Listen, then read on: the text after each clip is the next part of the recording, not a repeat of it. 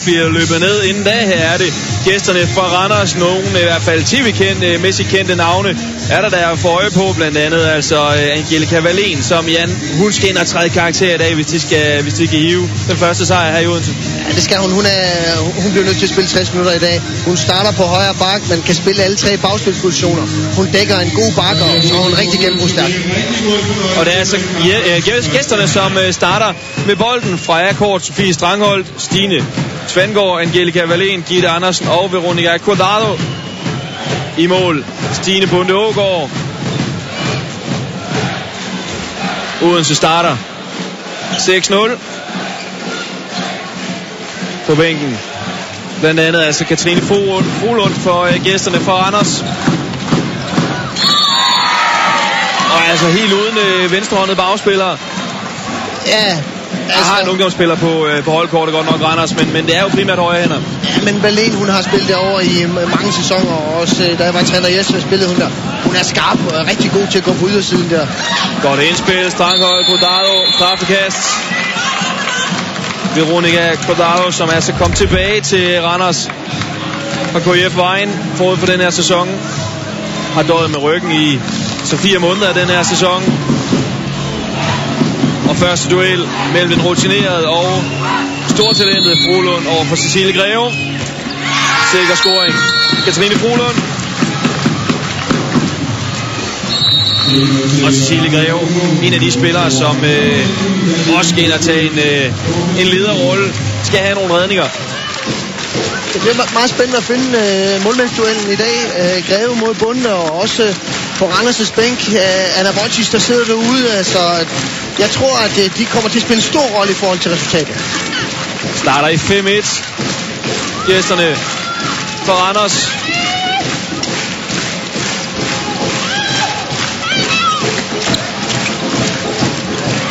Det er frækt. Helleberg får et straffekast. Taklet af Gitte Andersen. Men smart spillet. For højre fløj Louise Christensen. Fløj aflevering. De er alt for spids. Og advarsel også til Andersen. Og der er altså også folk på plads fra det midtjyske. Helle Thomsen, FC Midtjyllands træner. Maria Adler i gang med sin første slutspilkamp i dansk håndbold. Scoring på straffekast. Og bare blevet bedre og bedre, som sæsonen er skredet frem. Ja, en rigtig god skytte, som kan skyde uden for 9 meter.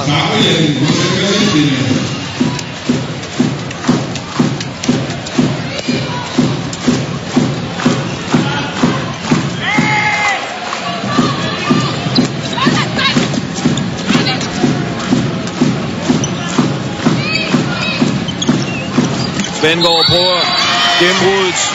Frikast begået af Maja Tornø. Maja Tornø, som altså sammen med Camilla Christensen danner den her midterblok. Rutineret forsvar. Odense. Ja, det er skarpt. Spillet. Lige nøjagtigt der er hun simpelthen så dygtig. Hun kommer i høj farter og laver sådan en lille skudtussel, og så glider hun igennem. Hun er så skarp i sin fodfinder, fordi hun opererer på sådan et lavt tyngdepunkt. Og det vi skal lægge mærke til nu, det er, at Randers starter i den her 5-1, men så snart der kommer overgangsspil, så glider Quadrado, så glider hun tilbage, og så ender de i 6-0. Første scoring og første skud fra Nanna Willumsen. Ja, det er altså et dårligt forsvarsspil. Nanna Willumsen kommer lige så langsomt ind, og det er næsten straffekast på tilløb. Der skal lige afstemmes lidt i forsvar. Spillede en god kamp, da de mødtes i Randers, Nanna Willumsen. Og er jo faktisk ikke nogen hammer af en skytte, Willumsen, men teknisk god skytte.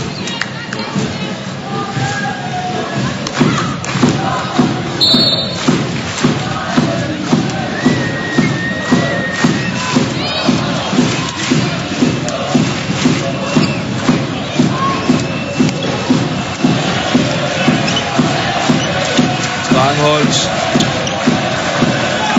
Igen ind mod Cordado.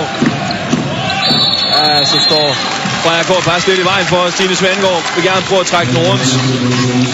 Det er fint, det er Randers spil, hvor der er tempo i spillet, og der kommer mange afleveringer, men de bliver også nødt til at åbne ude bagfra. Det kunne være fint at få en stranghold i gang ude bagfra. Den kommer her. Også redning fra Cecilie Greve. Dansk landsholdskeeper. Willumsen, Offendal og Adler. Det er den foretrukne bagkæde for HC Odense. Jeg synes allerede, der har været forholdsvis mange afbrydelser af dommerparet. Ja, det har der. I en kamp, hvor der ikke har været specielt meget tacklinger. Så lige kort Kølf van der Wissel, som sidder på bænken. Spiller man uden tvivl godt kunne have brugt i HC Odenses trup. Ingenting. Hverken den ene eller den anden vej.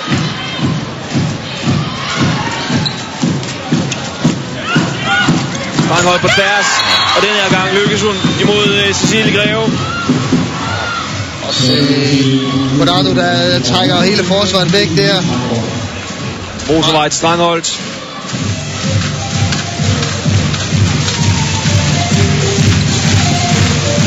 Ja, og så en kontrascoring. Skal vi også lægge mærke til i kampen her, hvem der vinder den duel.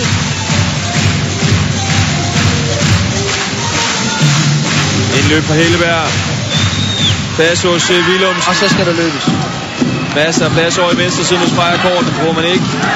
Gitte Andersen var også stukket afsted. Det er godt læst. Louise Christensen skal hun afsted. Nadia Offendal af løbet. Der er masser af plads hos Helleberg. Med 2 dårlige eksekveringer i kontrafasen. Jeg må sige, at der sniger, skal vi sige, måske kammeragtigheden ind i spillet hos Odense. Og altså stadigvæk, eller allerede masser af snak nede på bænken nede hos Flemming Larsen og Robert Gertsens. Odenses trænerduo. Og der kommer hun. Nadia Offendal, en af de spændende spillere, blandt andet i den her Odense trup fra årgang 94. Har fået masser af spilletid i den her sæson. Ja, og igen et passivt forsvar. Randers forsvar, jeg synes, det der 5-1-forsvar, det synes ikke, det lige fungerer helt. I hvert fald sammenhængen mellem de 4 midterste er ikke til stede. Nadia Offendals første scoring i den her sæson. Undskyld, i den her kamp selvfølgelig. 92 mål i sæsonen er det blevet til. Steddown. Louise Christensen er afsted. De vil gerne køre en kontrafasen. Odense. Jeg snakke lidt med Flemming Larsen i går før kampen. Han siger, jamen, vi skal ud og løbe med Randers. Vi kan godt matche dem på fysikken. Men også specielt fordi, at Odenses forsvar ligger i defensiven med Camille Christensen stående derinde og Greve ind bagved. Så skal der løbes.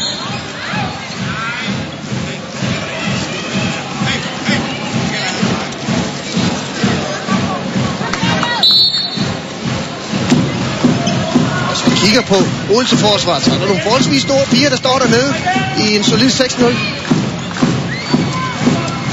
Ja, det er ikke nemt at finde plads henover midterblok med Tornø og Christensen.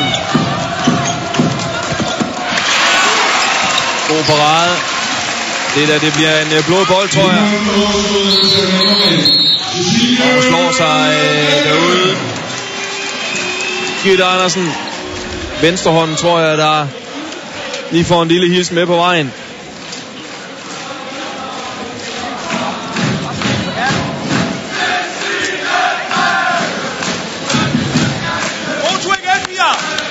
Gitte Andersen her, som har fået en blokade i det ene knæ for ganske kort tid siden.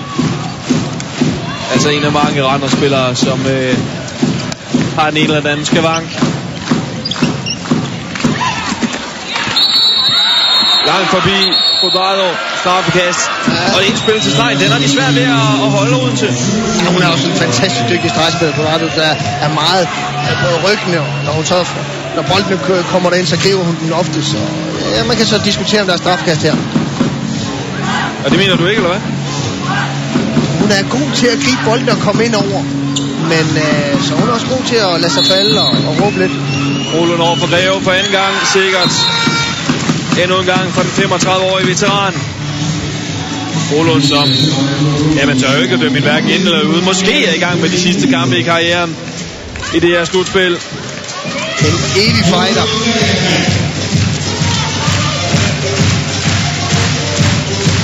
Og Randers fortsætter i deres 5-1-forsvar.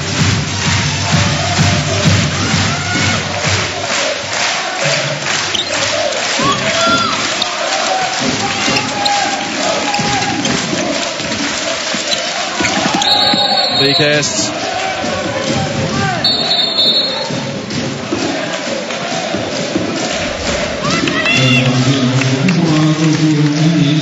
Svensk duel, Wallin, Adler. Og man må altså give Odense, at de gør i hvert fald, hvad de kan for at skabe god stemning på den her onsdag.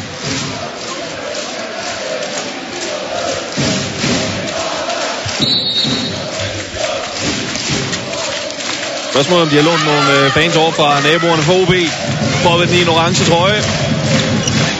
Camilla Christensen, masser af plads, god redning. Stine Bunde, fæl afbrænder fra den tidligere landsholdsspiller. Kæmpe misforståelse i forsvaret mellem Strangholt og Angelica Wallin.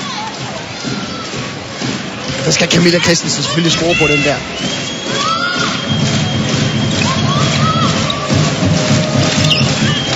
Helleberg prøver at skrue den rundt om, men Bunde er kommet rigtig fint fra start. Wallin sætter Oppendal.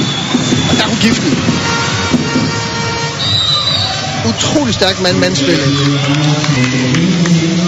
5-3 efter de første 10 minutter. Men også to hold, som har famlet lidt i kampens begyndelse. Et par misforståelser. Det vi ser nu, det er faktisk lidt mere 4-2 forsvarsspil, hvor Wallin går højt på Adler derovre. Prøver indspil til Camilla Christensen. Freja Kåren prøver at skære ind, sætter den indenom. Cecilie Greve.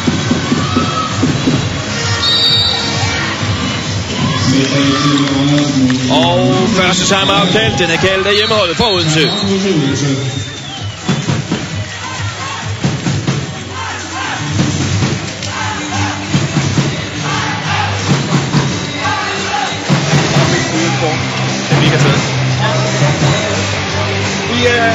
På vores angrebsspil. Vi må gerne spille det her basketspil nogle flere gange. Vi har spillet os til rigtig gode chancer på det.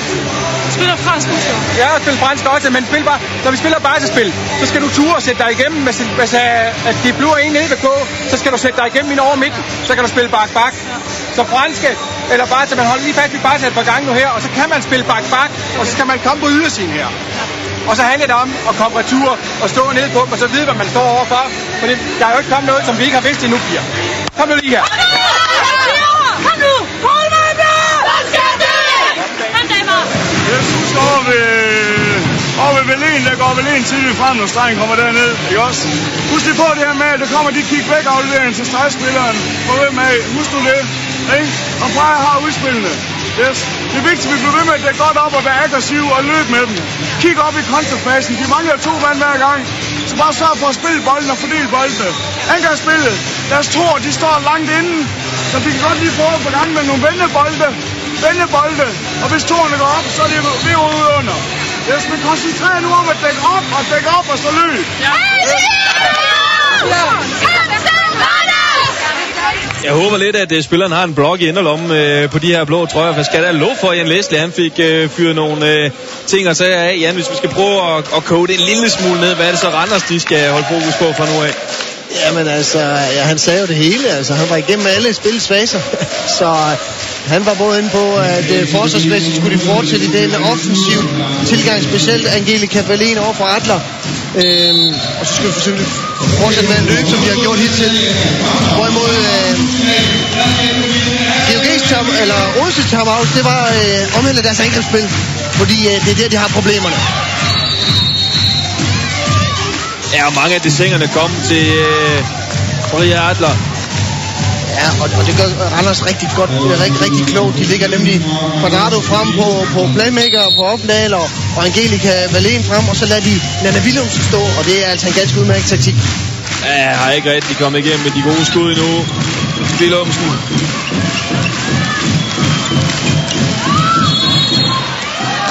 det er ellers en fin aktion, hun får sat ind her. Offendal. Offendal, rigtig spændende, hurtig spiller, men mangler måske lige lidt fysik i forhold til at sætte sig igennem på det niveau her. 5 kilo muskler havde ikke været af vejen. Øj, det er godt. Sat ind af Willumsen. Og så får hun plads. Ja, men også vigtigt, at hun får skudt, og hun får lavet mål. Fordi ellers så er alt angrebsspillet lagt over på venstre siden, og så får de problemer. Rigtig fin scoring og helt anden.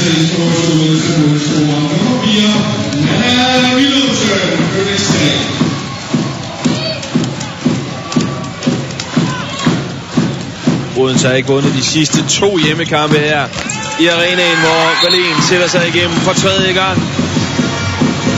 Ja, jeg bliver nødt til at fremhæve hende igen. Når hun arbejder sig rundt der, altså, så arbejder hun ned i lejet, så er hun så stærk i benene, altså. Kommer jo til Randers. Angelica Wallin forud for den her sæson fra Team Esbjerg. Lidt som en erstatning for Camilla Dalby, og til dels vel også for Berit Christensen. Og man må sige, hun har trådt godt ind på den blå scene. Ja, bliver spids for Stangholt, så skal de afsted. Hænger lidt i returløbet, der er masser af plads over et modsat. Kommer her, Louise Christensen. Øjs med et frikast. Jeg savner lidt temposkiftet hos Randers. Når de løber kontraen, det er fint at trykke på og se, om muligheden er der. Og når det så hedder 6-6, lige slå bolden i jorden, bygge op igen. De kan ikke skifte særlig meget, så de bliver nødt til at tænke på deres ressourcer.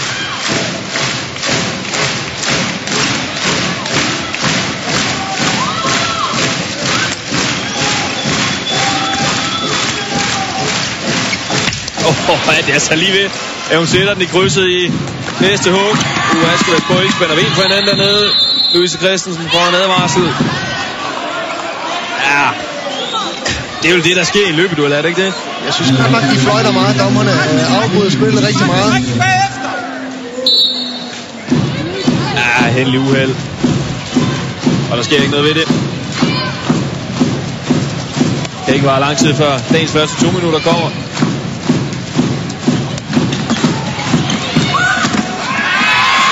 Der bliver altså også gået til med i det forsvar her. Ja, der er i hvert fald to gange tvivlskendelser der.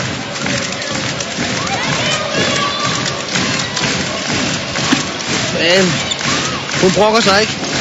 Kort på venstrefløjen, så må ikke den er okay. Nok fint nok. Og igen, hos Odense. Slutspil. 2 point foran Vejen EH. Er der nogen, der burde have taget den her plads i stedet for Fynborg? Der har været en fin kamp om det, specielt mellem Vejen og ja, så Odense og så også København. Jeg havde nu nok troet, at det var København, der havde nået på den her plads her. Hvorfor det? Du kan det hele i dag, undskyld, jeg afbryder dig, Jan. Kan det hele 4 stykker fra Wallin. Ja, må lige gøre den færdig. Jamen, København, synes jeg, med de mange gode spillere, de har, de profiler, de har, så havde jeg nu nok troet, at de ville komme i slutspillet. Men Odense har gjort det rigtig godt, specielt her i anden halvdel, og vundet de tætte kampe og fortjent komme ind i slutspillet. Udskiftning på venstre bak. Pause. Til Maria Adler ind med Siri Sigle. Også på stregen. Sara Iversen kommer ind i stedet for Camilla Christensen. Helleberg hele vejen på tværs. Ja, det er frækt nok. Prøver at trække den rundt om. Og nu har Wallin lavet 4 mål derovre. Der har godt nok været nogen på indersiden, men hun har også trykket på ydersiden. Så det vil være en god idé for Helleberg simpelthen at bakke op nu. Og så må de lægge bolden ud til Gitte Andersen, som så kan prøve at se, om hun kan lave mål. Og lidt beskæmmende statistik forud til det her med redningsprocenten. Havde nærmest heller ikke nogen redninger, da de mødtes sidste gang.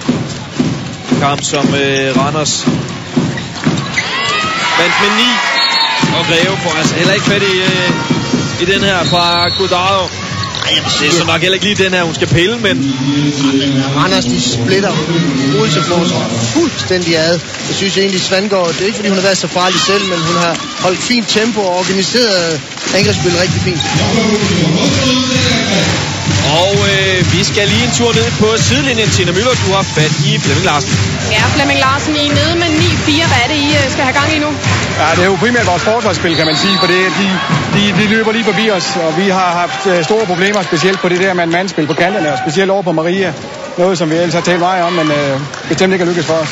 Tak skal du have. Tak for den melding dernede fra. Og Jan, det passer jo meget godt med det, du lige sad og sagde for lidt siden, og så ved jeg ikke, om det har været ren taktik fra Jan Læsnes side, eller hvad, men om ikke andet, så i hvert fald fået Rikke Ebbesen på banen på venstre fløj. Ja. Var jo ellers meldt ud med en meniskskade, men godt at se, at Ebbesen er klar til kamp. Leslie har underspillet. Ellers så har han faktisk ikke vidst noget som helst om, hvordan hun har haft det. Men det er også det spil, der kører op til sådan nogle vigtige kampe her. Hvem er med, og hvem er ikke med?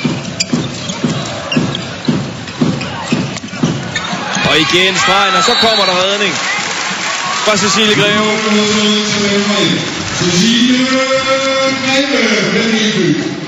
Det er en dårlig afslutning, synes jeg, fra Louise Christensen.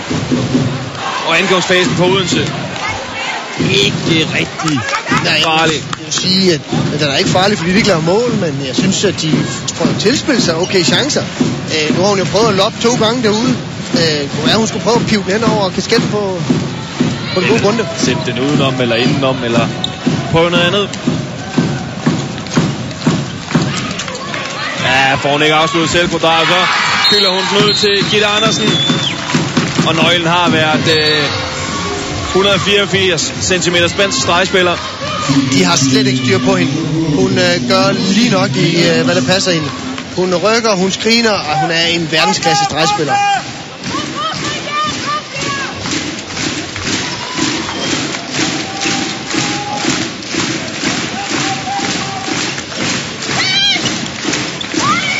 Ja, vi har altså også en streg, der er svær at holde.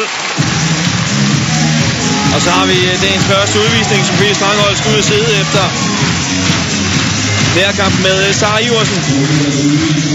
Super indsats af Sara Iversen, der bare bruger sin fysik og slider sig igennem. Super indsats og helt fortjent udvisning.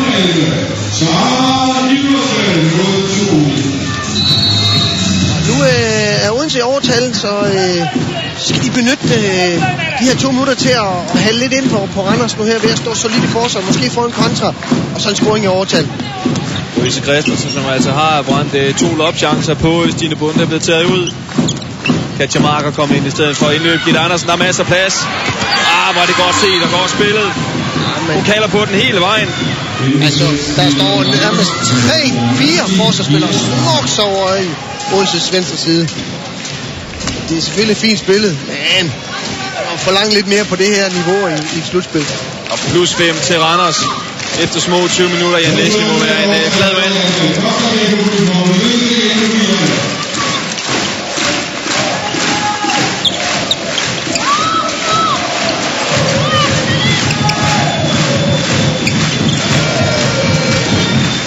Både Katrine Heindal ind i forsvaret for Randers. Marker lige på Stine Bunde. Stine Bunde over 50% efter 20 minutter. Ja, men i det hele taget, den defensive del, den går jo til Randers. Forsvaret har stået solidt her. Specielt de sidste 10 minutter. Så kommer redningerne også. Ja, svært ved at finde løsning på det her. Nu er så godt nok i undertal med 5-1 forsvar. Ingenting til Frohlund. Willumsen i fart. Marker prøver igen, sætter den ind om den her gang. Så tror jeg, at vi har en ny udvisning den her gang til Rikke Ebbesen. Ja, den vil jeg meget gerne se igen. Får du så lov til? En lille skub på op. Ja. Den er set større. Ja, det er i hvert fald. Jeg synes, der bliver fløjtet alt for meget. I stedet for at tage lidt med ro.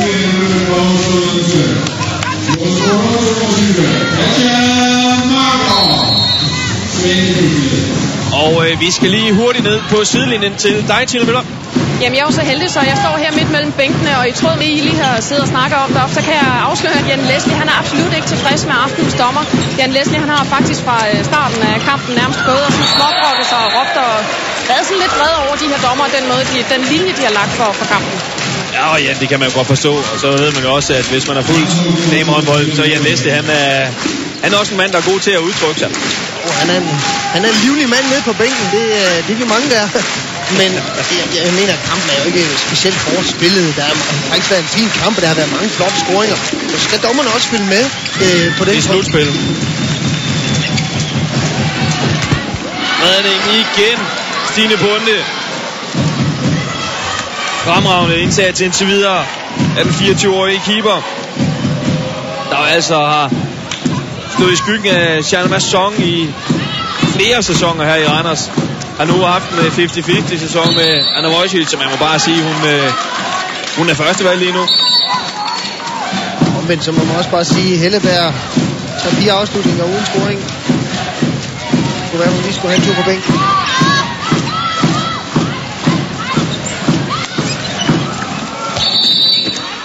Kommer igen til chance. Randers HK.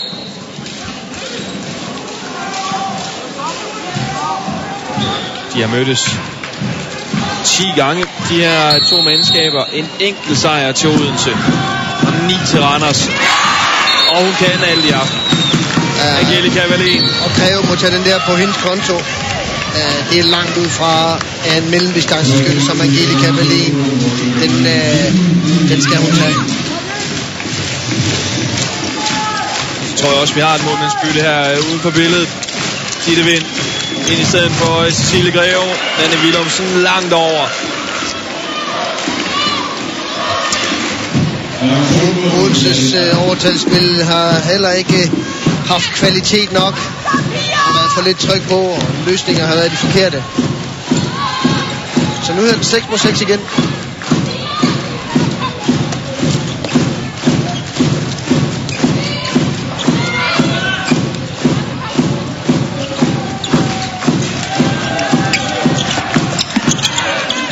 Rikke Ebbesen sætter den forbi. Men det er for let, som Randers de bare tilspiller sig chancer, uden egentlig at passe på. De afleverer hurtigt til hinanden, og så er der så en, der bliver spillet fri. Der savner jeg noget mere aggressivitet i Odense forsvar. Pause til Veronica Quadrado. Vi er strangholdt ind som etteren i 5-meteren.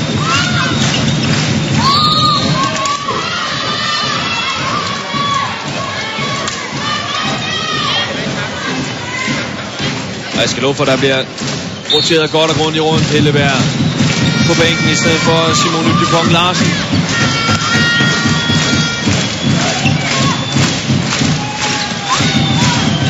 Leder efter løsningerne. Flemming Larsen, det kan man godt forstå. En af dem kunne godt hedde Sara Iversen.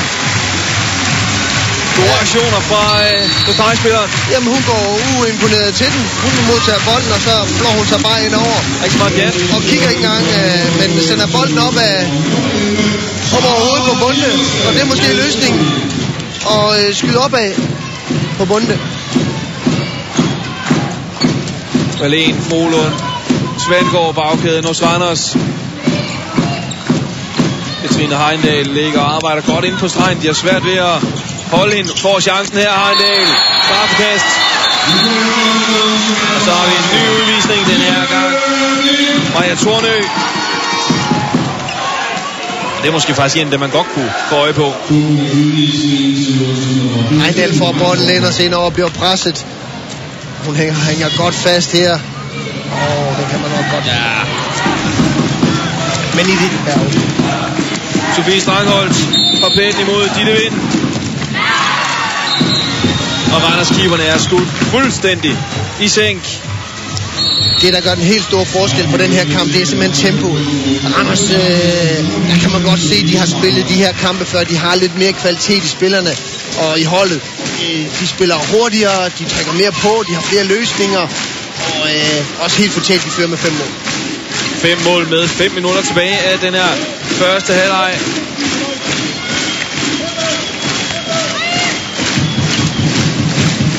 Opdal Willumsen.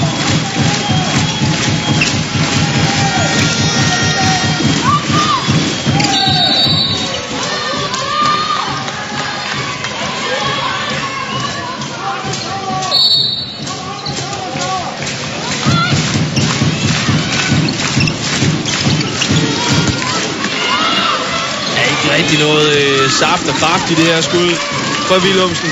Men armen var oppe. Og nu kan de bygge op igen og købe lidt tid, til de bliver fuldtallige. Lille minut endnu.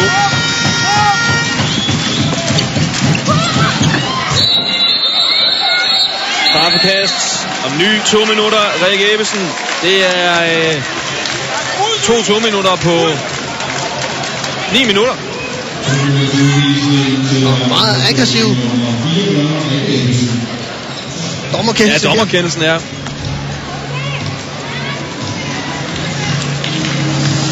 De har trykket på hoften. Jamen, jeg er i hvert fald heller ikke i tvivl om, hvad herren mener. Fint sæt ind. Amalie Adler. 2 på 2 på straffekastspillen, men altså ikke det eneste mål i regulære spil. Noget af det, som Randers har praktiseret også tidligere i sæsonen, det er med at spille 7 mod 6.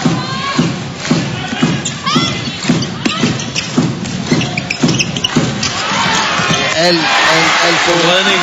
Gitte Vind. En af Odenses egne talenter, som har været tur omkring FC Midtjyllands ungdomsafdeling. En løsning igen, Jan. Stregen. Ja. Odense har slet ikke fået fat i det spil, som Randers praktiserer, specielt omkring deres stregspil.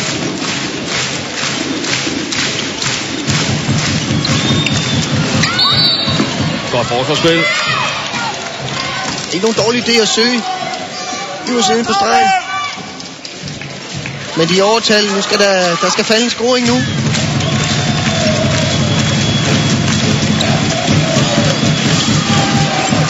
Det var et system, der gik helt i fisk. Ja, de ved ikke rigtig, hvad de vil der. Hjemmeholdet fra det fynske. Den tager han rimelig køligt dernede. Jan Leslie.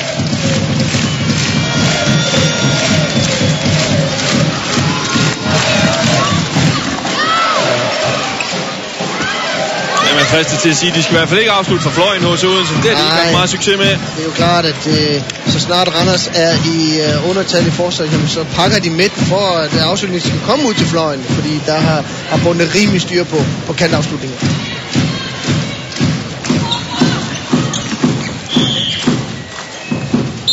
Timeout kaldt. Jan Leslie.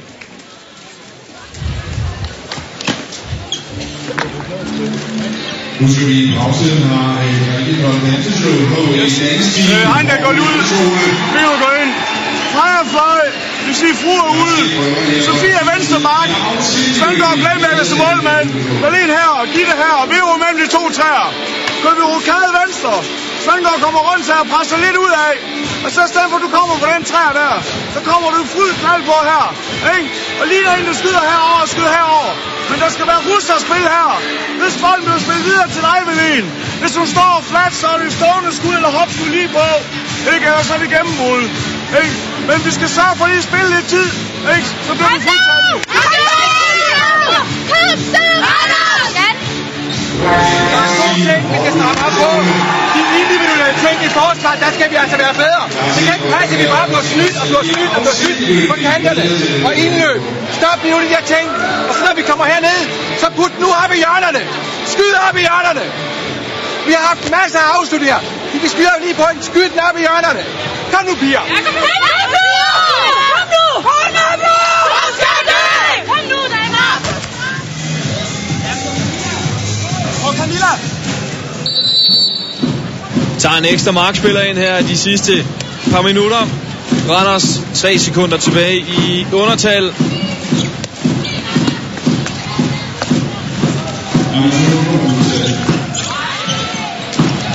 Svendgaard Ud og bunde på plads uden for billederne. Frohlund, Strangholdt, op og hænge. Sætter den til venstre, fordi det vind. Alt for passivt forsvarsspil. Hun tager nemt 3 skridt og kan hoppe op på 9 meter. Men der bliver hun nødt til at blive taklet. Alt for lidt aggressivitet i det fynske forsvar, som vi også hørt fra Flemming Larsen. Ja, og så pludselig det han så også fik sagt, at de skal skyde opad, for de har brændt alt for meget nedad, hvilket er fuldstændig korrekt. I første omgang skal de se, om de ikke kan komme til skud. Det er i hvert fald opad, det var også henover. Fin detalje fra Nadia Offendal. Fremadstormende. Stine Bunde, stille og roligt. Henover. Fortsat altså et forholdsvis komfortabelt forspring til Randers.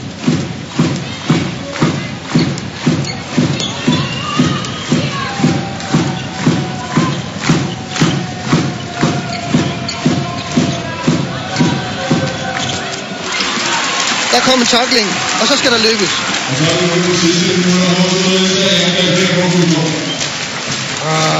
Jeg savner lige. Men det bliver ikke rigtig gennemført. Nej, jeg synes også, Camilla Christensen ryster lidt på hovedet på vej ud her. Vi kan godt trykke lidt mere på. Vi skal kigge op på tavlen. 14-10. Ja, vi har en kontrastatistik, der hedder 4-1 til gæsterne. 30 sekunder tilbage. Iversen får den med i 2 omgange. Jeg synes, hun har været en af de klart bedste. Hun er god til at skabe plads til sig selv, holde modstanderen væk og række armen i vejret for at vise, hvor hun skal have bolden. Lige en stifarm fra Iversen, og den er altså kun -3. 7 sekunder tilbage. Det forbliver en blå bold. Frikast her, hvor slutfløjtet lyder for første halvleg. Og vi skal altså lige have en afslutning. Kommer fra Spansik Cuadrado. Højeste af de blå. Ja, det er ikke, fordi det er langt fra Cuadrado. Men 14-11 ved pausen her til Randers. Og Jan, det er 3 mål. Det er faktisk ikke. Det er Randers i de blå trøjer her i omklædningen, som er foran med 3 mål. De er foran 14-11 imod HC Odense her i den første kvartfinale fra damernes håndboldliga. Og Jan Paulsen, vi har set den første halvleg, hvor det faktisk har været Randers, der har været kontrollerende. Hvad er det, du synes, de har lykkes med? Jeg synes specielt det deres angrebsspil, hvor de har haft god fart i spillet, og specielt spil omkring stregen med Cuadrado og også Heindal her mod slutningen. Det har været rigtig fint. Svendgaard og Wallén har virkelig trykket på, og så Wallén selvfølgelig hendes individuelle kvaliteter. Hvordan får man lukket ned for det her stregspil? Ja, det gør man ved at måske gå lidt mere offensivt til værks, og ikke mindst samle 4-blokken. Jeg synes, at de står for langt fra hinanden. Samle 4-blokken, og så må Randers komme ud på kanterne og lave mål, og så se, om de kan vinde kampen derude. Maria Adler var en af de spillere, der skulle ind og tage initiativ i den her kamp. Det er altså ikke blevet til så meget. 2 straffekastscoringer, det er hvad vi har fået fra dem. Og det er på grund af grund heller ikke så meget, der er kommet angrebsmæssigt fra Odense. Hvor skal de hænge deres hat? Jamen altså, for det første, så Wallén, hun har gået meget offensivt på Adler, og det har hun klaret rigtig, rigtig fint. Måske skulle de også prøve med Siri Siglem. Hun kom med, hun har kun været inde i 5-7 minutter. Det kunne være en løsning at bringe hende lidt i spil på venstre pak, og så måske flytte Adler over på højre pak. 14-11, det er 3 mål. Odense har ikke spillet nogen god første halvleg. Randers har spillet lidt som man har forventet. Man kan vel faktisk godt sige, at jamen, den er ikke lukket for Odense nu, er den? Den er ikke lukket. Man kan sige, det var lidt heldigt for Odense, at de fik lavet et par mål her. Specielt Sarah Iversen på stregen fik lavet et par gode aktioner. Og så var de jo i overtal, og som de så også lige fik et par mål. Jeg havde frygtet, at Odense havde været bagud med mere mål. Men 14-11, kampen er åben, men de skal... Jan Leslie, en ting er, jeg kunne næsten fornemme, at du var ikke helt tilfreds med dommerne i løbet af første halvleg, men hvad med spillet? Er du tilfreds med det? Ja, det er jeg. Jeg synes, vi spiller stabilt og laver ikke ret mange fejl, og det skal vi holde fast ved i anden halvleg. Så forærer vi dem lidt nogle mål her til sidst i første halvleg, både fordi vi lige sover lidt i forsvaret, og dommeren dømmer lidt forkert i mine øjne, men sådan er det. Vi skal spille godt igen i anden halvleg for at få et godt resultat med hjem. Og hvordan ser det ud i forhold til ressourcerne? Rikke Ebbesen havde du meldt ud, men pludselig så ramte hun ind på banen. Jamen, hun meldte sig klar til sidst i opvarmning, og jamen, hun er færdig i anden halvleg, eller spiller ikke anden halvleg, og vi tager 1-2 udskiftning i anden halvleg, og så må dem der er tilbage, de må klare resten. Tak skal du have. Ja, det er en skøn melding at få fra Jan Leslie. Så må de klare resten, dem der kan holde sig kravlende. Og Jan, 3 mål, det er det, der er forskellen. 14-11 til Randers. De spiller jo ligesom Europacup-system, at jamen, udebanemål, samlet mål. Så det er jo ikke, altså, det er jo ikke bare en sejr, man skal have her. Det er også vigtigt at få lagt noget pres på Odense. Kan de gøre det, Randers? Ja, og det kan de godt. Altså, jeg vil da sige, at en uafgjort her er jo et fint udgangspunkt for Randers til at tage med hjem. Så lige nu ser det godt ud for Randers. Det har ikke set lige godt ud for Odense i den her første halvleg. Har haft svært ved at komme til... Ja, de har fundet rundt ikke haft svært ved at komme til afslutninger, men de har haft svært ved at omsætte dem til scoringer. Har altså valgt at sætte til Siglem på venstre bak her fra anden halvlegs begyndelse. Så Iversen som stregspiller. Og hun laver altså med rigtig mange gode ryg derinde. Indenunder. Så Iversen.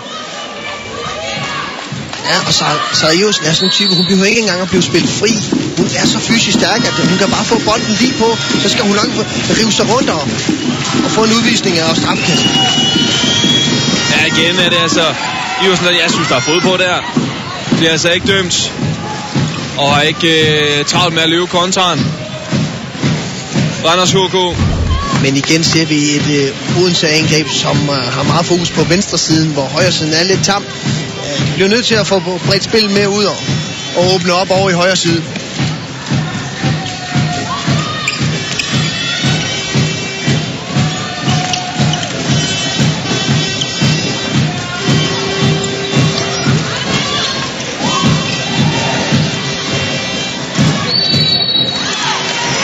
Det bliver hjemmeholdets.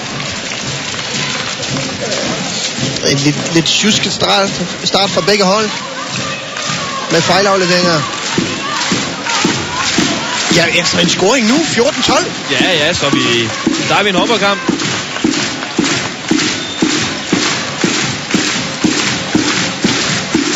Og fortsætter altså det her 5-1-4-2 forsvar. Indtil der kommer indløb Randers. Ja, nu bærer de bolden selv. Det bliver meget mand. Og sådan en spiller som Nadia Offendal bliver nødt til at træde lidt mere i karakter og sætte spillet lidt op og være lidt mere synlig. Skinner er udfordret noget mere. Offendal er nummer 27, men det er selvfølgelig også en stor opgave at ligge på unge skuldre. Jeg vil altså sige, hvis man fik et mål for hver gang man rammer træværket. Her var kort.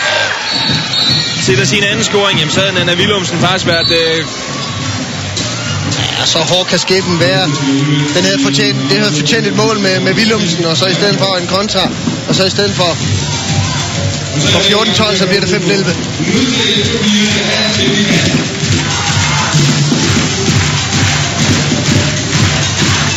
Til Siglem hele vejen på tværs.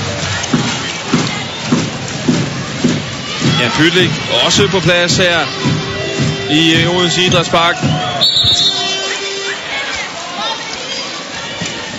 Er jo det hele taget en kamp, der har trukket forholdsvis mange folk i hallen også her i Odense. Blandt andet altså også Helle Thomsen, som er ude og kigge på deres kommende semifinale modstander.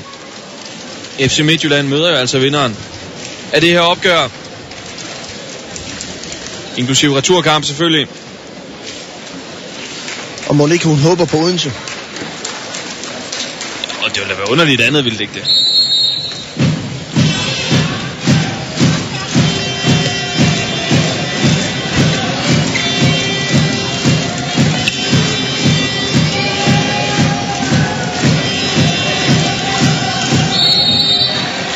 Skridt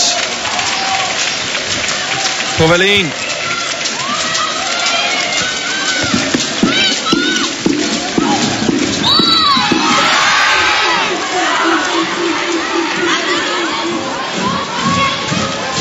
Kampen i Holstebro er det forholdsvis lige Team Esbjerg foran med en enkelt 13-12 imod Team Tvis Holstebro.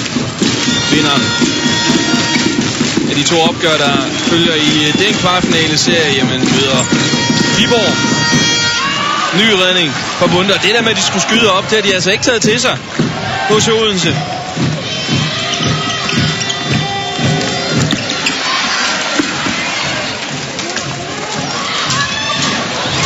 fristes til at sige, at det er lidt Chubank-klumpe-dumpe håndbold i øjeblikket. Så den her åbning på anden halvleg lever slet ikke op til første halvleg, som jeg synes var rigtig fint med få tekniske fejl. Jeg tror allerede, vi har fået lige så mange tekniske fejl de første 5 minutter, som vi havde hele første halvleg. Så der sniger sådan lidt nerve ind og lidt kramagtighed ind.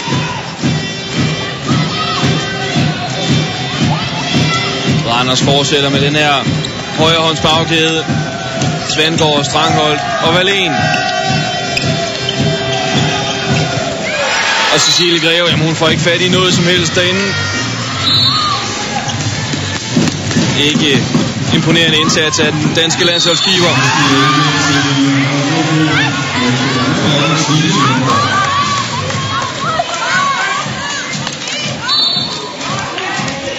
Og Odense tæt på endnu en teknisk fejl. Får dog bolden, og Siglem, som havde en skidt åbning på første halvleg, er kommet ud, og Adler er kommet ind igen. Og Odense bliver nødt til at komme i noget mere fart, noget mere bevægelse. Det er for stillestående, og bagspiller bærer bolden alt for meget. 2 minutter til Strangholt. Det er den anden. Får den for det puff der midt i billedet. Det er altså godt nok en tynd udvisning. Altså håndbold er en kontaktsport, og der må man altså godt lige røre lidt ved hinanden.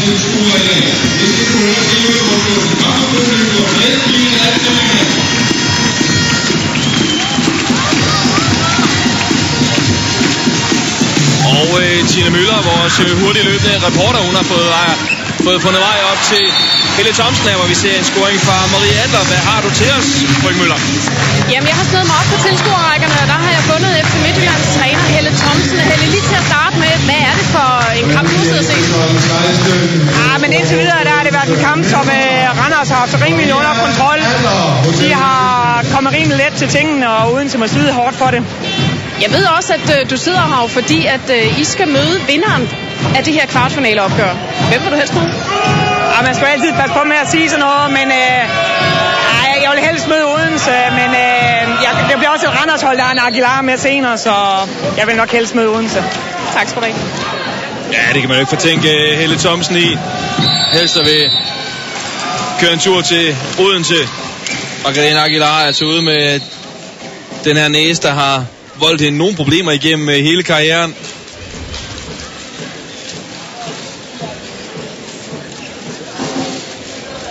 Altså også uden Sabine Jacobsen, det er jo så noget længere skade, vi er ude i der.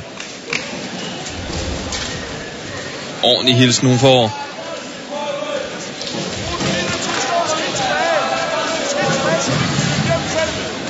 Randers har lukket 72 mål ind i de sidste 2 kampe. Har haft meget fokus på deres forsvarsspil. Hvordan synes du, de lykkes med det sådan indtil videre her i anden halvleg?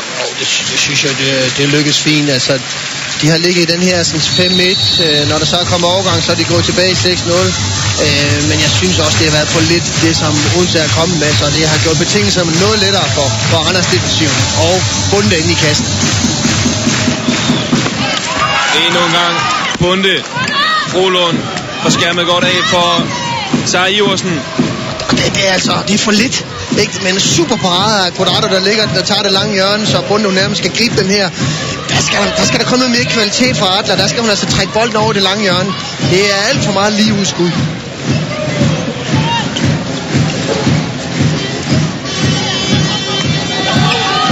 Gitte Andersen, Rolund. Det er en superkasse. Du sidder, Gitte Andersen. Så kom der lige sådan en. Og det er frækt. Sådan der. Og skal det gøres? Helt op. Jeg tror, hun ser altså også lidt overrasket ud selv. Jeg tror ikke, hun kan lave sådan en igen. Bitte fløj. Ind og hak til den. Hun griner også lidt dernede. Ja, hun har det sjovt dernede. Gitte Andersen. Aftens flotteste scoring indtil videre her i Odense.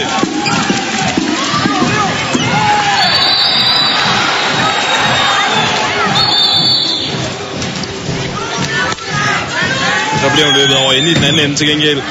Gitte Andersen. Nu skal Odense passe på. -5.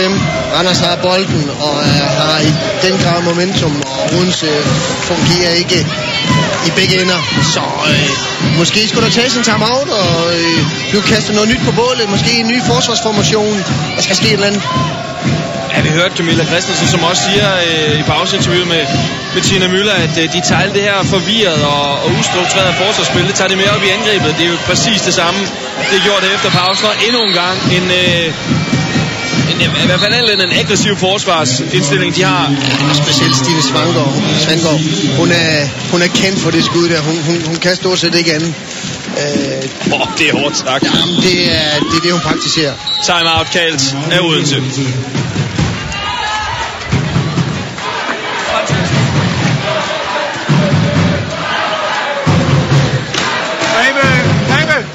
Vi skifter. Vi bliver nødt til at stemme ind på vores angrebsspil, og vi bliver nødt til at stemme ind på at skyde på mål. Maria, hvor skal vi skyde henne? Ja, langt, og så opad i midten. Spiller vi over, så spiller vi franske i venstre et par gange nu her. Franske i venstre. Og så går du på mål, og så er du klar på at få den over på den anden side. Hvis det er nødvendigt, så kan vi spille den der. Spiller man med på det? Den her? Ja, hvis du spiller fransk. Ja. Okay. Men Pia, gå på mål for at score nu her.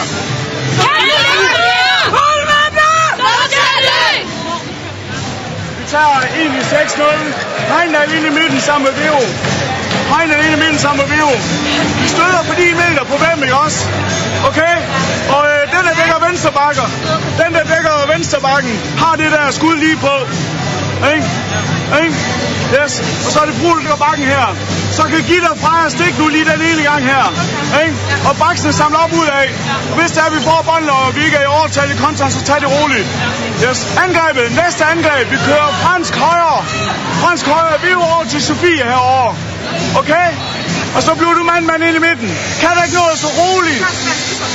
Ja, men du ender ind i midten. Yes, kom så. Hey, jeg kan spille lidt tættere på forsvaret. Vi er langt med at give nu. Hey! Sidste gang de to mandskaber mødtes, her var Adler knalder den på overlæggeren, jamen der blev det til en 9-målsejr til Randers.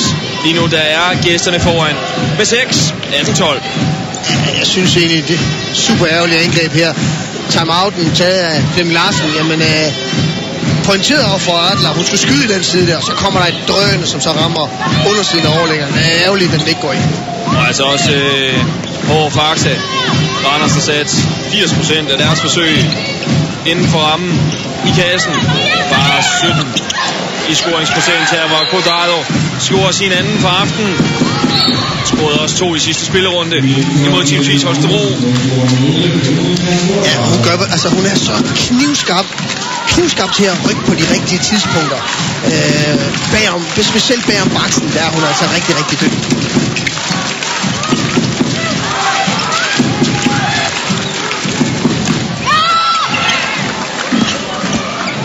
Ja, jeg kan ikke lige holde ved den, Gitte Andersen. Og der går rygter om, at Stine Bunde, hun forlader Randers efter den her sæson. Det håber jeg ikke for Randers. Som hun har stået i aften, så burde de godt kunne finde kontrakt.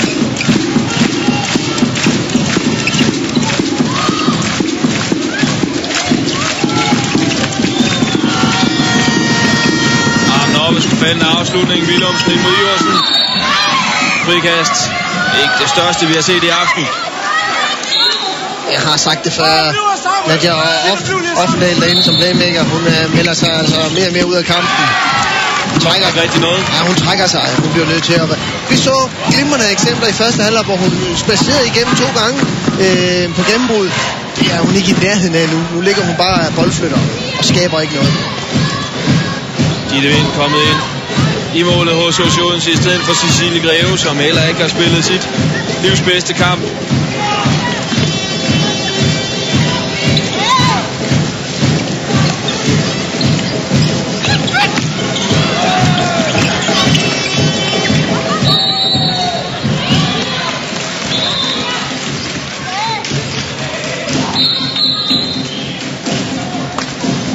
Wallin, som går og ømmer sig. Jeg tror, det er venstre overarm, der lige får et tryk. Og hjemmeholdet skal passe på, at de ikke spiller sig helt ud af den her kvartfinale allerede før returkampen. Nede med 7 her med 18 minutter tilbage. Ja, der havde vi lige et angreb, hvor Svendgaard, som er lederen og styrmanden, ikke fik sat det ordentligt op, hvor bolden bare går frem og tilbage. Der bliver hun nødt til at slå bolden i jorden og sige, hey venner, nu gør vi lige sådan og sådan.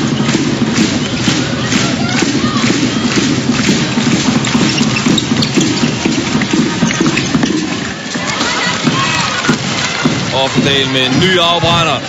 Ny kontramulighed. Og så skal Randers slå bolden i jorden lige præcis. Foran med 7. Midten af anden halvleg. Og på den måde.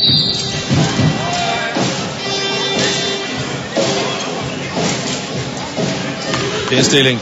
Endnu en afbrydelse.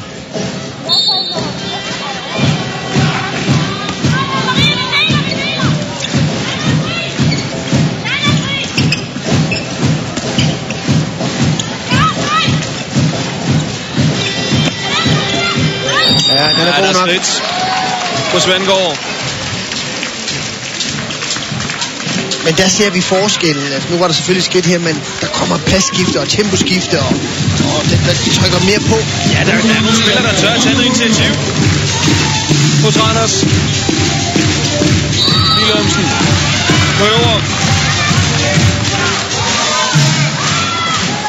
Scoringskrise hos hjemmeholdet. Har altså ikke scoret i over 7 minutter. Står solidt dernede Randers forsvaret. Quadrado, der ligger der i midten og afskærmer stort set alt, hvad der kommer i midtzonen. Så er der plads til Louise Christensen. Og så den her gang, der, jeg tror du kalder det piver det ind over kasketten. Ja. Freja Kort på venstrefløj havde lige en lille udflugt. Og det straffer Odense med en flot scoring, og den her gang skyder de lige præcis opad. Skulle de have tænkt på lige i første halvleg. Og vi skal en tur ned til Tina Müller, hun står klar med Odense-træner. Flemming Larsen, der er sådan lige lidt over et kvarter tilbage af den her anden halvleg. Hvordan skal I have løst den her kamp? Ja, det er nu, det er jo offensivt, det drejer sig om. Jeg må bare sige, at vi afslutter alt for dårligt, og vi kommer ikke direkte nok på vores spil. Det er jo udfordringen. Kun at have lavet 13 mål her efter 45 minutter. Jeg vil sige 19. Det er måske okay, uden at være prangende på forsvar til, men vi skal gøre det bedre offensivt. Tak skal du have.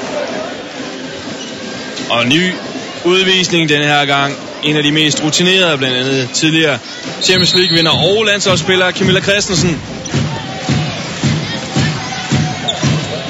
Og det jeg vil faktisk sige, at hun bliver rykket om kul. Ja, der savner jeg lidt mere ro fra dommerne lige og give et frikast og sige, slap lige lidt af, synes jeg. Altså, de er alt for hurtige i deres kendelser.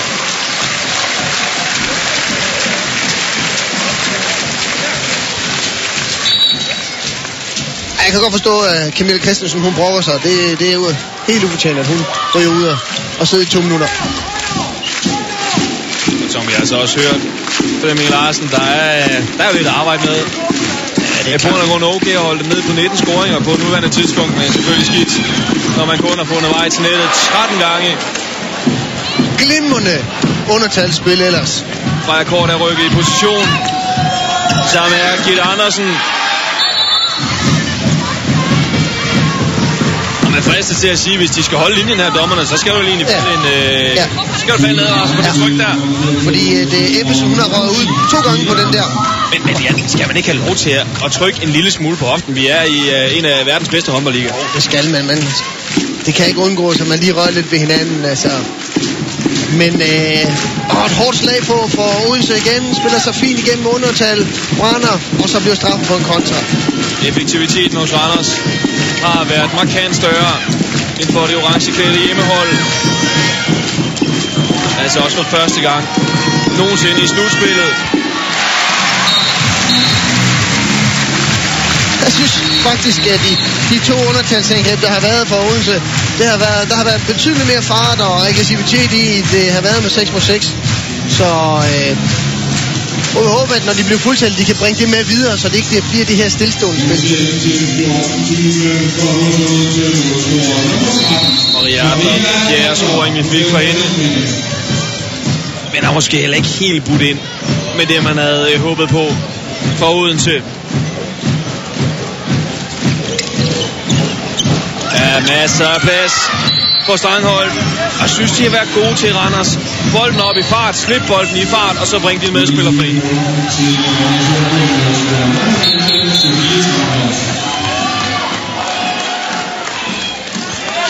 Der ser man jo også bare forskellen på de to hold her, ikke?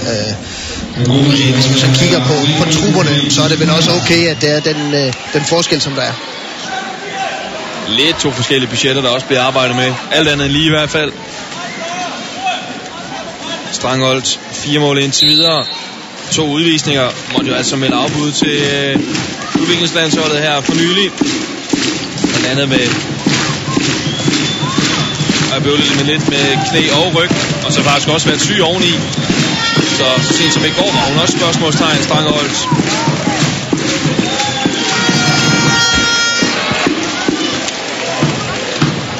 Ja, men hun prøver. Altså, Willumsen, jeg synes egentlig, hun har skudt på de rigtige tidspunkter, og hun har bare ramt træværket, og det er lidt uheldigt for hende Odense. Pause i Holstebro. 14-14 imellem Team Holstebro og Team Esbjerg. Lige forestilling i det vesttyske. Og Jan Leslie, han har brug for at snakke med sine tropper. Han gælder timeout her med 13 minutter tilbage af anden halvleg.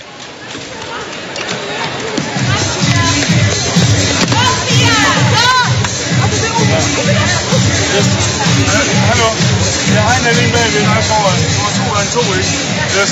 Berlin er stadigvæk bagt over pur bagt her. Vi skal lige fejre og give det. Berlin, vi skal lige koncentrere os igen nu. Forsvaret, det er hele tiden det. Og fejre opmærksom på de der runder med fløj og bakke og center. Yes.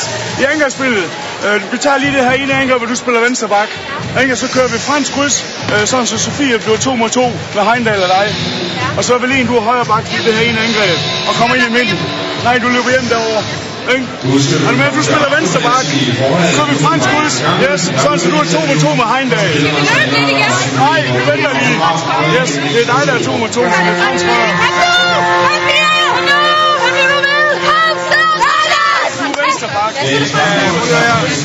Hvis du løber så højt op på det franske, når du ikke skal aflevere til hende, så laver afleveringsspænden over moren, og så dribler du ned i det rum over under Maria, og så krydser du på hende. Sådan at hun kan komme bag ham, og så skal Sara være klar. Det kan også være, at du kan spille direkte på Sara. Stå inden og rykke ud. Ja, er du med på det? Og du skal gå direkte. Du skal beslutte dig for at gå på mål. Vi bliver nødt til at have nogen, der skyder, og du er en af dem, så du skal skyde på mål. Willum skifter med Sia hjemme. Og lige nu, jamen, så er det har jo handlet om, at vi kan komme i kontrafasen. Det har jo ikke været på det etableret, de har scoret. Så lad os gå ned og etablere forsvaret, så vi kan reparere lidt på det. Vi skal kæmpe lidt mere! Vi skal huske på, at der er 5 kvarters håndbold i Nubia også.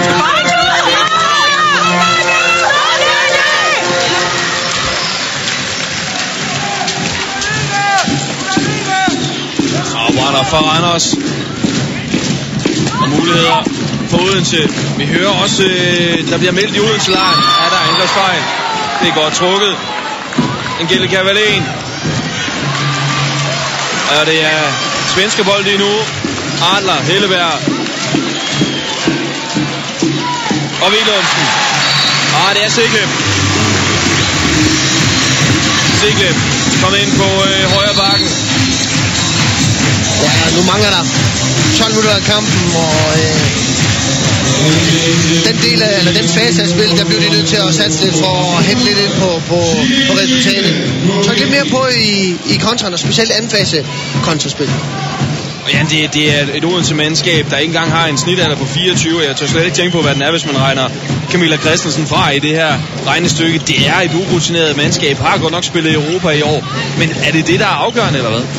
Ja, det har både alder og rutine, og også, skal vi sige, kvalitet selvfølgelig. Det har vi været inde på også i forhold til budgetterne, men jeg synes igen, Odense, det er flot, de er kommet i den her, kommet i det her slutspil, og de samler god erfaring nu her, og kan de bevare det hold her de næste par år, måske supplere med en enkelt spiller eller 2, jamen så tror jeg på, at Odense kommer til at bevare 6. pladsen. Og vi hørte jo altså også, at det er Cecilie Greve, der siger før kampen, men altså, vi skal først top om 1-2 år, så er der vel også tid til at arbejde lidt med tingene. Men Randers er en stor målfuld med de rutinerede spillere, de nu har, selvom de har spillere ude. Og igen, afslutning i mellemlejet og nedenunder på Stine Bunde, jamen det har været intet mindre end piece of cake for Randers-keeperen i dag. Ligger stadigvæk over 50%.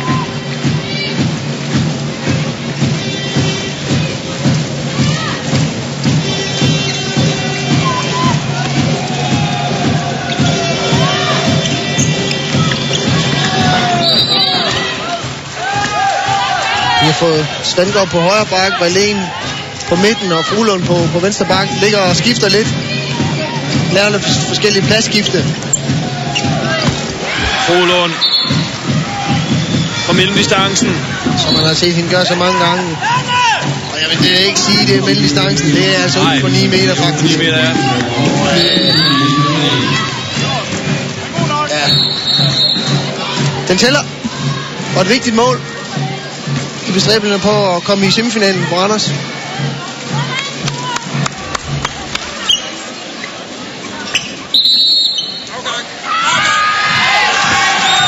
Minutter til Gitte Andersen. Jeg tror, hun får den for at brokse lidt dernede. Lidt svært at se, hvad der foregår. Det kan i hvert fald ikke alt andet end lige ikke være for taklingen. Hvad får hun det for? Hun må godt nok have sagt noget grimt.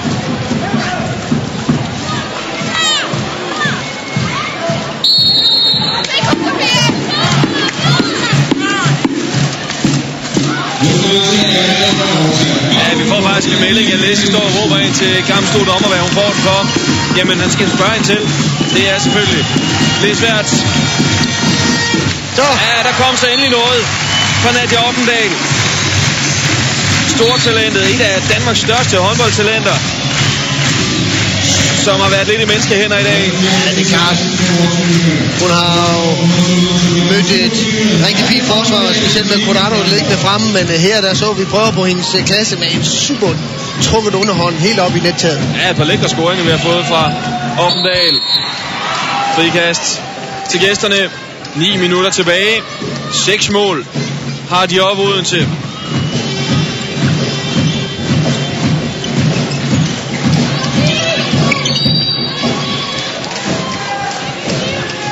To rutinerede kvinder i sving om. Siglem og Fuglund.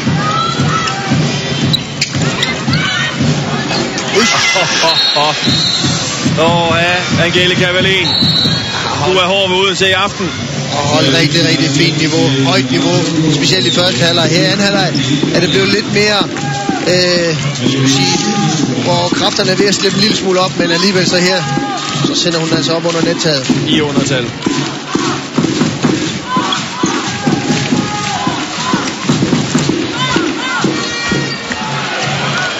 Og det har i den grad været ramme og ud. Ja, det kunne være meget interessant at se, hvor mange stolpeskud de har. Ja, det skulle man nok lige have sat en streg på. Et spørgsmål, der er mere plads på papiret. Nanne Willumsen. Katja Marker. Og de øvrige spillere har altså testet rammerne godt og grundigt her. Kvemebane, angrebsfejl. Og fløjte mod Fuglund. Det er skidt set af Fuglund. De bliver fuldtallige om 2 sekunder. Så skal hun ind og bare ind og stille og roligt få et frikast. Så tror jeg, vi har en advarsel til Jan Leslie.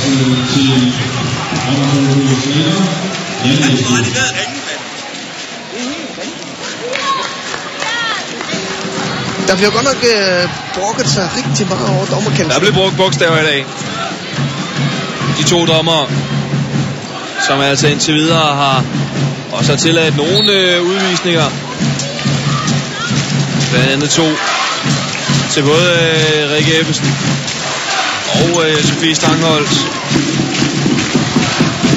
7 udvisninger i det hele.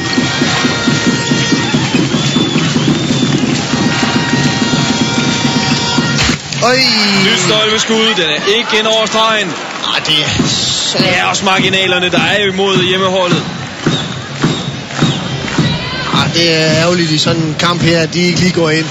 Virkelig, virkelig godt drøn. Hun har jo Bunde ser den jo slet ikke. Altså, hun det er ikke en chance. Adler, som jo nok har lavet det mest spektakulære mål i den danske håndboldliga i år, scorer altså fra midten på et frikast imod Vejen. Fantastisk mål. Hvis I ikke har set det, så gå ind på det der berømte internet og find det. Det er ikke så tosset. Det må blive årets mål. Ellers så glæder jeg mig til at se det, der bliver. Heindal. Godt fat i Offendal. Odense pigen Heindal. Tilbage, hvor det hele startede. På Fyn.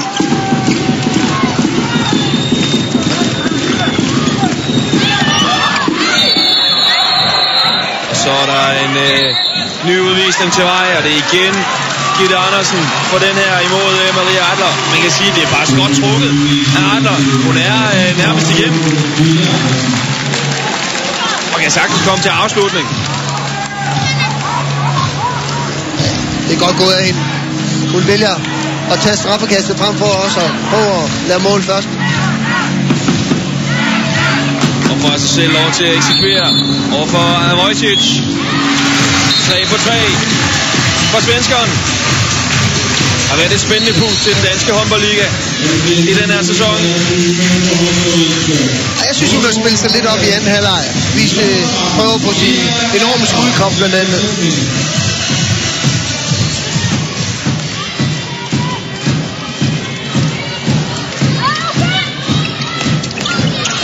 Ja, det er altså en halvfinurlig opstilling, han stiller der. Jan Leslie. Ingen fløje, ingen streg. 4 bagspillere. Og rigtig skidt forsvarsspil. I undertal.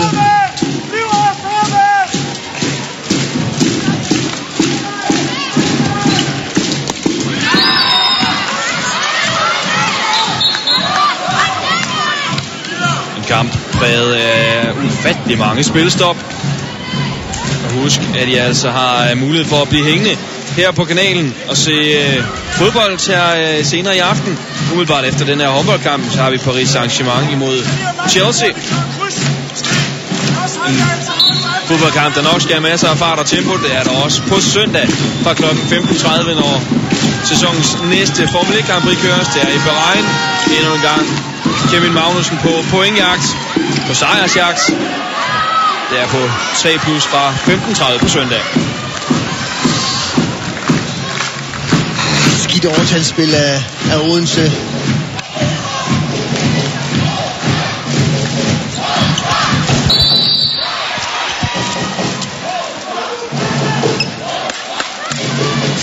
Endnu et mål i undertal fra spidsfløj, men som bliver afbrudt af dommerne. Svend går ind på stregen. I det her undertal 18 sekunder endnu for Anders. 4,5 minut tilbage. Frohlund ind og kører tid af uret. Det er præcis. Må ikke hun gøre det en gang til, og så er de fuldtallige.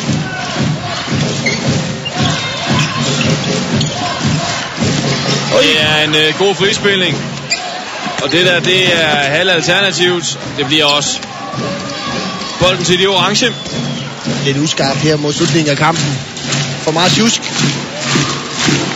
Har i den her sæson scoret lige omkring 25 mål i snit.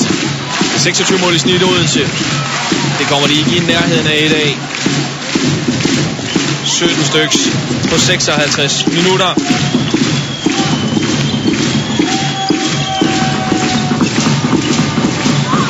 Godt spillet. Flot. Og igen Iversen.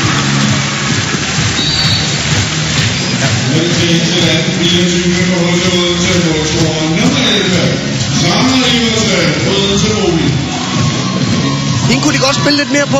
Hun er fysisk stærk. Og ja, men en af de bedste spillere i dag, ja. Bare at sige. Og et par angrebsåbninger, hvor hun får bolden lige på, så kan hun altså godt trække straffekast eller nogle udvisninger. Det kunne være, at Odense skal bruge lidt på det i træningslokalet.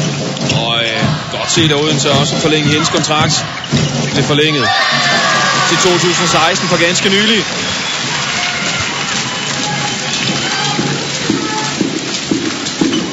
Ja, og der ser vi et af de helt store forskelle i den her kamp. Det er fysikken. Anders står fast, og når sådan en som Offendal, jeg ved godt, hun er en ung spiller, men når hun kommer ind der, så er hun altså i menneskehænder, så kommer hun ikke nogen vej. Og så bliver spillet bremset. Randers har vundet de sidste 4 opgør imellem de her to parter. De sidste 2, der er spillet i Odense også. Det bliver igen en sejr til Kronjyderne. Spørgsmålet er, hvor stor den bliver. Lige nu 6-målsføring, 24-18 til de blokklædte gæster.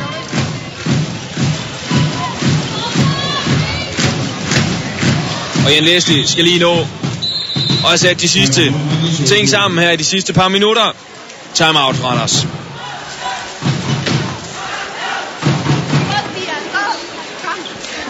Yes. Vi har Svendgaard på højre bakken, Fugl i midten, ja. Og Sofie, du venstre bak. Hegn ind mellem de to træer. Vi kører rokade højre. Og det vil sige, når Fuglen kommer over for bolden, Gitte, så kan spille en stræk lidt ud af banen.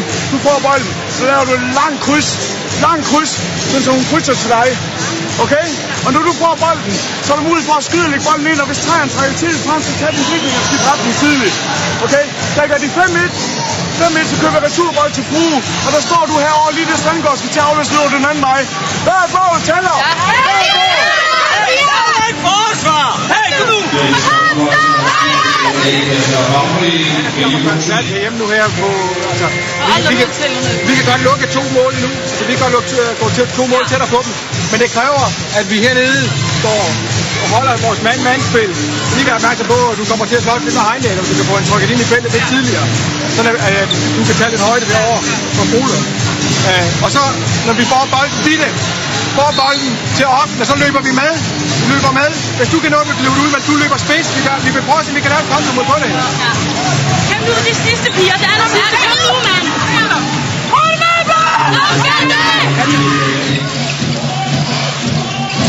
Type 17 i Holstebro til gæsterne fra Esbjerg. 24-18. Også til gæsterne perioden til det er Randers, der tager et fint skridt i retning mod en semifinal allerede i aften. Men hører altså også, at Flemming Larsen, jamen han vil ikke afvise, at de kan komme tættere på, men så skal de i hvert fald lukke ned på stregen. Og det har været et af de helt store angrebsvåben fra Randers. De har virkelig spillet med stregen. Både Heindal og Frodado har gjort det fremragende. Selvfølgelig kræver det også, at angrebsspillet har været i bevægelser. Det har de i den grad været. Jeg synes, Randers angrebet har virkelig spillet en flot kamp. Har fået spillet uden til forsvaret. Fuldstændig lavet. Adler.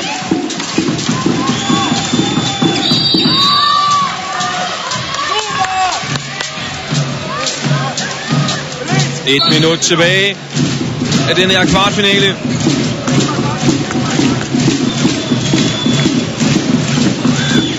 Willumsen. Og de har ikke været gode nok, fordi det er bund og grund. Det er på bund og grund lykkes for dem, når hun er kommet til afslutning. Det kan godt være, hun har ramt træværket, men hun er kommet til afslutning med kvalitet. De har bare ikke været gode nok til at sætte det op. Ja, altså det meste af det er kommet fra venstre side. Men primært har det været, at de har båret bolden selv. Altså, det går ikke mod så godt en defensiv som Randers. Der skal komme noget pladsskifte, der skal komme noget overgangsspil, og så for alt i verden skal der komme noget fart. En fart, som Randers i den grad har spillet med et halvt minut tilbage. De kan nå endnu en scoring. Du 6. 20 sekunder tilbage.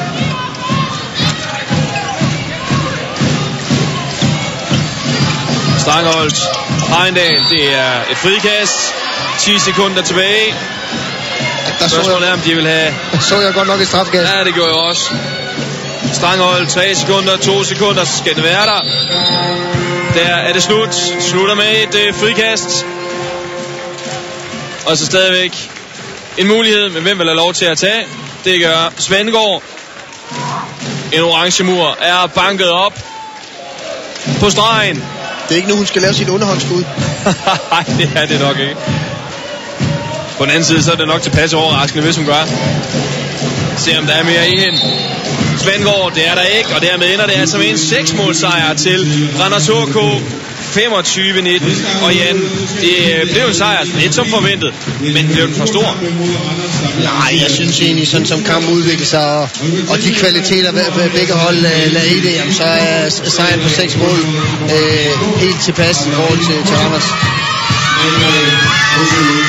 Glade jyske piger, som nok får en forholdsvis sjov, hyggelig bustur hjem til Randers i de kommende par timer, og vi er klar til en reaktion nede hos Tina Müller. Camilla Christensen, nederlag på 6 mål. Hvad er den største forskel, som du ser den? De scorer, det gør vi ikke. I anden halvleg har vi virkelig svært ved at lave mål. Jeg synes, vi får stået bedre i forsvaret, men vi får ikke scoret særlig mange mål. Vi har rigtig mange stolpe ud, men det er bare ikke god nok skud jo. Men er det rutine og erfaring? Hvad er det, der mangler? Ja, det er det måske lidt.